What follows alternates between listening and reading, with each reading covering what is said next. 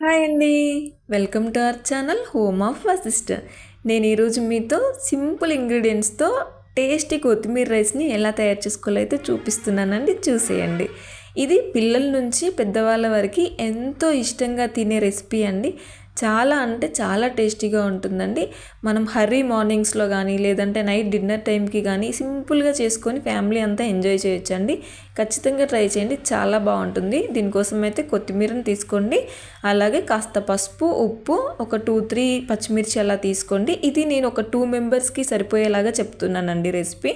దాన్ని బట్టి మీ ఫ్యామిలీకి ఎంత చేసుకోవాలో అలా చేసుకోండి. దాన్ని మెత్తని పేస్ట్ లాగా అయితే చేసుకొని రెడీ పెట్టుకోండి. మెత్తగా ఉండాలండి అది ఆ పేస్ట్ అనేది, లేదంటే రైస్కి అంతగా పట్టదు. సో అంతకుముందే నేనైతే రైస్ వండుకొని పెట్టుకున్నాను. సో ఇప్పుడు మనం రెసిపీలోకి అయితే వెళ్ళిపోదామండి. ముందుగా కడాయి పెట్టుకొని అందులో నేను కాస్త ఆయిల్ అండ్ నెయ్యిని తీసుకున్నాను.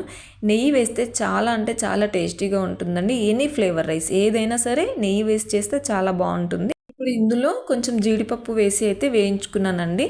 కొత్తిమీర రైస్లో పల్లీల కన్నా కూడా జీడిపప్పు వేస్ట్ చేసుకుంటే మాత్రం చాలా టేస్టీగా ఉంటుంది, అందుకే నేను ఇది వేసుకున్నాను. ఇప్పుడు ఈ ఆయిల్లోనే కొంచెం జీలకర్ర అండ్ కరివేపాకు, పచ్చిమిర్చి వేసుకొని మంచిగా అయితే ఫ్రై చేసుకోండి. ఇందులో కొంతమంది అల్లం వెల్లుల్లి పేస్ట్ అయితే వేస్తారండి, బట్ నేనైతే వేయను. అలా వేస్తే కొత్తిమీరలో ఉన్న ఆ న్యాచురల్ ఫ్లేవర్ అనేది రైస్కి పట్టదు, నాకు అంత బాగా అనిపించదు. అందుకని చెప్పేసి అలా ప్లెయిన్గానే చేస్తాను. ఇందాక మనం రెడీ చేసి పెట్టుకున్న కొత్తిమీర పేస్ట్ ఉంది కదా, అది ఇందులో వేసుకున్నాను. వేసుకొని అదంతా కూడా మంచిగా కలిసేలాగా అయితే కలుపుకోండి. సిమ్లో పెట్టి ఉడికించుకోవడం వల్ల దాంట్లో ఉన్న పచ్చివాసన అంతా పోయి మంచిగా ఉంటుంది ఫ్లేవర్ అనేది. సో సిమ్లో పెట్టుకుని ఉడికించుకుంటే మాడిపోకుండా నీట్గా అయితే కుక్ అవుతుంది. ఇలా కుక్ అయిన తర్వాత ఇందులో కొంచెం ధనియాల పొడి అయితే వేసుకున్నానండి. ధనియాల పొడి వేస్తే కూడా చాలా బాగుంటుంది కొత్తిమీర రైస్లో. అది వేసుకొని ఒకసారి కలుపుకున్న తర్వాత ఇందులో మనం ఇందాక కుక్ చేసి పెట్టుకున్న రైస్ ఉంది కదా, అదైతే వేసుకోండి. మీకు ఎంత క్వాంటిటీకి ప్రిపేర్ చేసుకున్నారో దానికి తగ్గట్టుగా అయితే వేసుకోండి.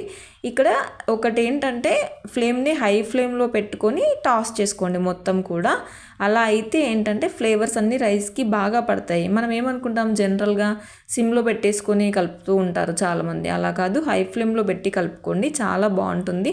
అందుకే కదా బయట చైనీస్ వాటిల్లో ఆ డిషెస్లో హై ఫ్లేమ్లో పెట్టేసి కుక్ చేస్తూ ఉంటారు. దానివల్ల ఏంటంటే ఆ ఫ్లేవర్స్ అనేది రైస్కి బాగా పడతాయి అన్నమాట. అదే మనం ఇక్కడ కూడా అప్లై చేయొచ్చు. ఎనీ ఫ్లేవర్ రైస్ ఇలా హై ఫ్లేమ్లో పెట్టేసి రైస్ వేసి టాస్ చేస్తూ ఉండాలి, చాలా టేస్టీగా ఉంటుందండి. ఫైనల్గా మనం ముందుగా రెడీ చేసి పెట్టుకున్న జీడిపప్పును వేసేసి కలుపుకున్నామంటే టేస్టీ కొత్తిమీర రైస్ అయితే రెడీ అయిపోతుందండి. దీన్ని వేడి వేడిగా సర్వ్ చేసుకుంటే చాలా బాగుంటుంది. ఇలా అయినా తినేయచ్చు, లేదంటే రైతాతో అయినా తినేయచ్చు. ఎంతో రుచికరంగా ఉంటుంది. ఖచ్చితంగా ట్రై చేయండి. వీడియో నచ్చితే ప్లీజ్ సబ్స్క్రైబ్.